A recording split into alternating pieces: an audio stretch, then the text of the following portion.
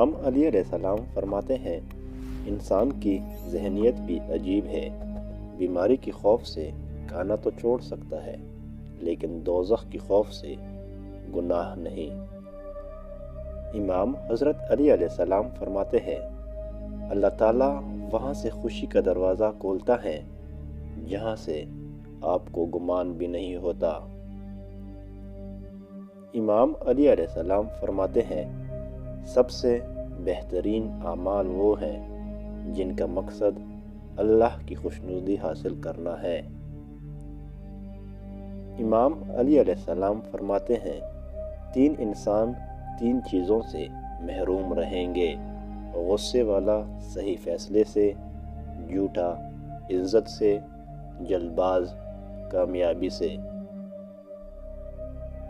حضرت امام علی علیہ السلام فرماتے ہیں، زندگی اس طرح بسر کرو کہ دیکھنے والے تمہارے در پہ افسوس کے بجائے تمہارے صبر پر رشک کریں۔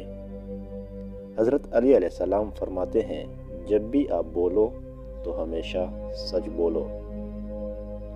امام علی علیہ السلام فرماتے ہیں، لوگوں سے مانگنا ذلت کا ایک ایسا توق ہے جو عزیزوں کی عزت اور شریف النسب انسانوں کے حسب و نفس کی شرافت کو سلب کر لیتا ہے۔